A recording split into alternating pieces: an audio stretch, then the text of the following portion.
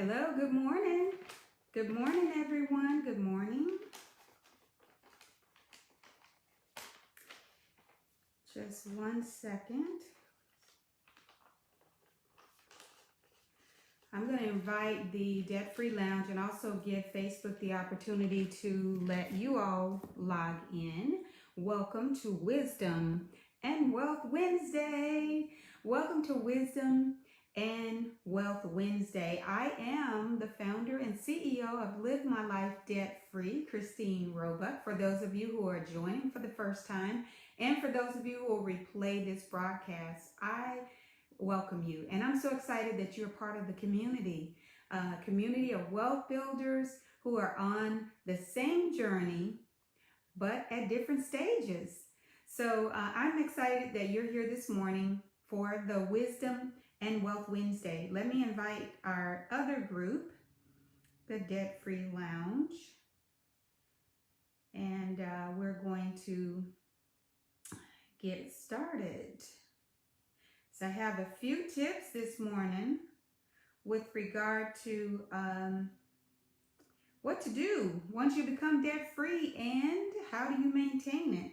One of the wealth builders posed that question, and we're going to talk about that this morning. So as you are coming into the room, and while I'm sharing this, if you will just let me know you're there, I would appreciate it to say good morning.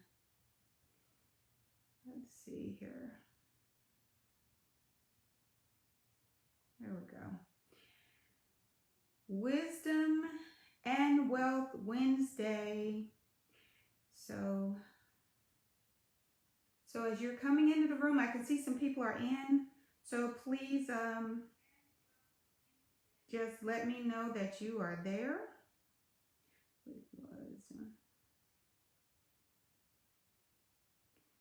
And I'm just getting the other group all set up. Just join us. So have you ever thought about what to do once you become debt free? I know some people let's share that now. Okay, yeah. The question that was posed by one of the other wealth builders, what to do once you become debt free, and also how do you maintain it? What to do once you become debt free and how do you maintain it? So we're going to talk about that this morning just a little bit. And once again, when you do come in and when you do come on, please let me know that you're there. Just say hello. But the wisdom tip of today is going to be like some essentials that you need in order to know what to do once you become debt free and how to maintain it. And it's really very simple. But I'm going to start with this. Let me just ask you a question. The question has been asked, but then let me ask you a question. Why do you want to become debt free? Why do you want to be debt free? You must know why you want to be debt free before you even start on the journey. You have to know. So let's just say, for example, you want to take a trip to California, right? Why are you going to California? Are you going because you have never been there before? Are you going because you want to go on vacation and enjoy yourself? Are you going because you are going to visit friends? How are you going to get there? If you've never been there before, how do you get there? And once you get there, what are you going to do to do the things that you meant to do once you got there? So that's just to give you a little bit to think about, because that can just kind of become cloudy in itself. But just think about that. If you were going to California, how are you going to get there? What are you going to do when you get there? Where are you going to stay? And more than anything, if you wanted to go back again, same thing. But one thing, though, that is for sure is that once you have been there, you remember the experience. You know that you're probably going to take a plane, especially if you're going across country or you want to drive and see the scenic route. You probably know where you're going to stay and who you're going to visit, or what sites you're going to see. So here we go.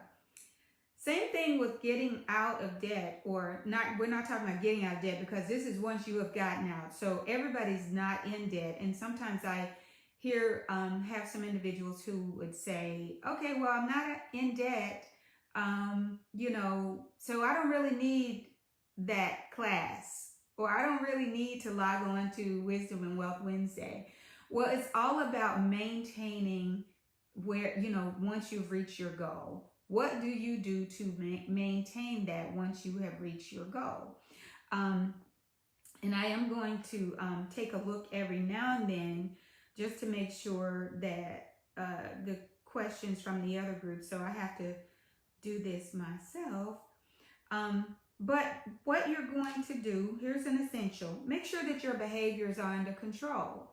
So if you have out of control behaviors before you got out of debt and you got those under control and you got out, then you're going to do the same thing to maintain it. You're going to keep your out of control behaviors under control. You're going to get them under control. So let me just get that group up. Sorry. So, and what do I mean by that? Those out of control behaviors that you had that caused you to get in debt, you're going to bring those back under control. So that's how you maintain it. It's kind of like going on the diet, or I don't even like to say diet. I've never been on a diet in my life, but I have controlled my eating habits and the kind of foods that I eat, and, my exercise regimen, right? So the same thing with maintaining, your debt freedom once you reach that.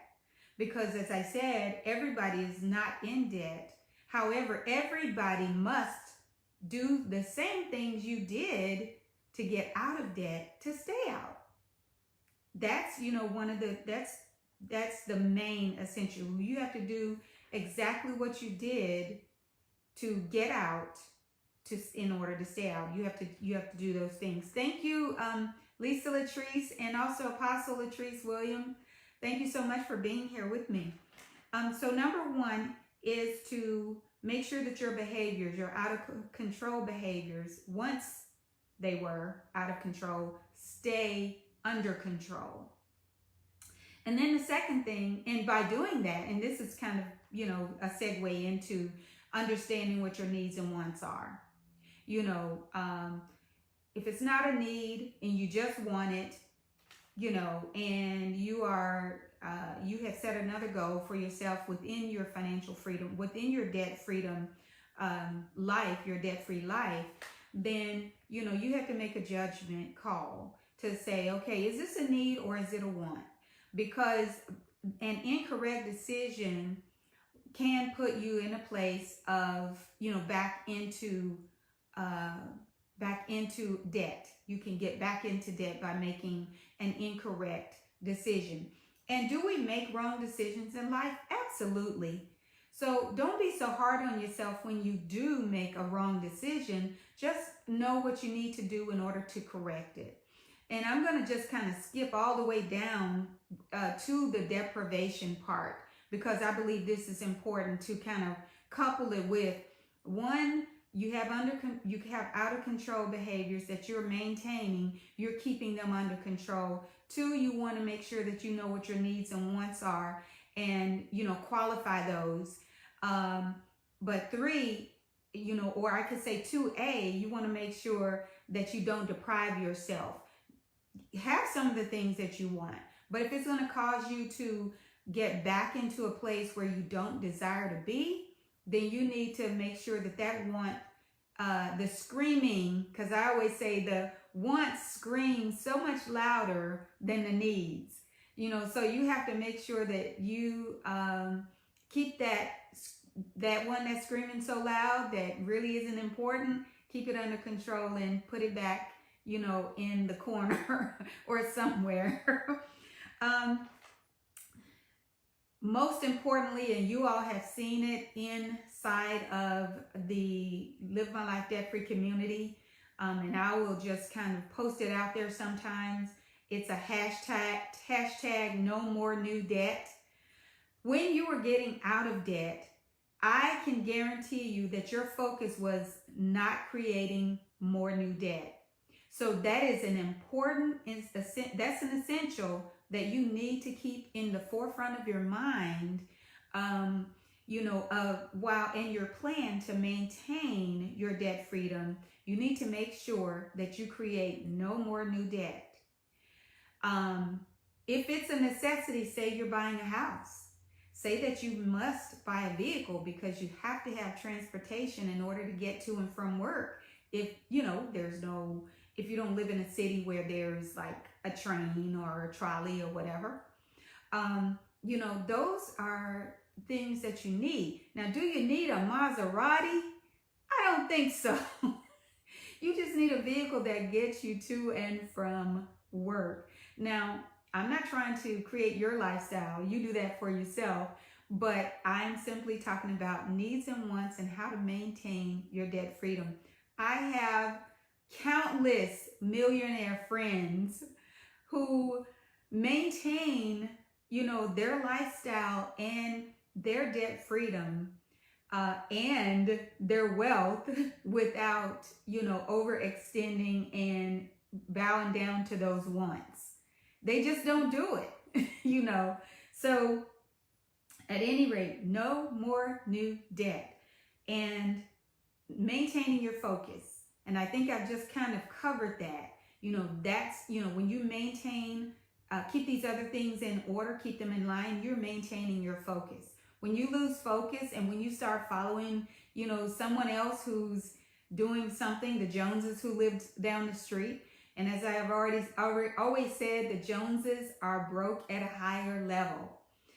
So just because they bought a new car, you don't need a new car because they have one, or they, decide that they're going to buy a new house or get if they're going to buy a coach, and I'm not talking about a purse, I'm talking about a motorhome. You don't have to do that, so maintain your focus. Not the focus of somebody else, not their journey, but your journey. Your journey, as you've seen me post, is unique to your life.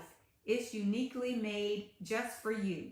It's not based on anybody else, okay? And I've already talked about deprivation. And, I just want to encourage you to live your life. Live your life. This life is too precious because it is a gift from God. It is too precious to just work and never enjoy your life. You work and you die for what? And you haven't enjoyed your life. So enjoy your life, and don't let your quest to become debt free, rule, the way or determine whether you are enjoying your life or not. Take a moment to celebrate. I'm hearing so many testimonies, even during the pandemic. God is doing a great work in so many of your lives. And I'm like so excited. And you're going to start seeing me highlight some of those individuals who've been sharing their testimonies. I'm getting their permission to do it. And if it's in the lounge or if it's in the debt-free community, if it's on Facebook, it's public anyway. So I may not even ask some of you. But I have already asked some individuals, hey, can I highlight you? Can I share that? It is going to empower so many other wealth builders who are at a different stage, because we're not all at the same, on the same stage, at the same stage on our journey, but we're on the same journey. We're on the journey to live the abundant life that God has called us to live. And that is owing no man nothing except the debt to love one another. So that is not being so overextended that, you can't enjoy this life. So you just work yourself to death just to pay your bills. That is not living. working just to pay your obligations. That is not what living life is all about. And neither is it, making so much money and just hoarding it so much just for you. But it's about giving too, giving back to others, giving back to God, and blessing somebody, being the allowing God to use you as his instrument, because you are definitely his elect, those of you who are his children. So live your life. Be smart. Be smart when you're investing, when you're saving, when you're giving. And so just be smart. Get with a trusted financial advisor who is going to who honors the fact that you do tithe, and that not all of your money is going to go into the stock market, which is uncertain. But when you're giving back to God and doing doing things according to his way, operating your finances his way, then let me tell you about the return that you are going to receive. It is way more than the stock market could ever do. But be smart with investing, saving, giving, spending wisely. Be smart. And then lastly, your wisdom tip of the day is to protect your assets.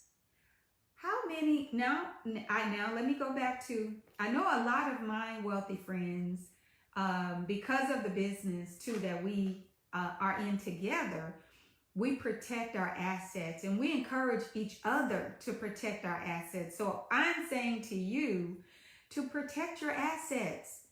Don't have a home and a car, or even if you live in an apartment and you have furniture, you have money in the bank, I don't care if it's $10. Protect your assets. Get your will. We talked about this already in the community, in the Live My Life Debt Free community. Protecting your assets, having life insurance. Make sure you have beneficiaries who knows how to handle your money. So if you have minor children, you don't want that money in the hands of someone who doesn't manage their finances well now. Getting your healthcare power of attorney and medical directive in place. Getting your last will and testament in place in your state. If you had one 20 years ago and you in Arkansas and you moved to San Diego, California, it is no good anymore. You need to get it updated. So protect your assets. Okay? So those are the wisdom tips, and you got quite a bit today. And if you must go back and replay this particular stream, or share it with someone, please do that. Coach Marquisa Williams just walked in the room, and we're getting ready to check out. Thank you so much for joining us.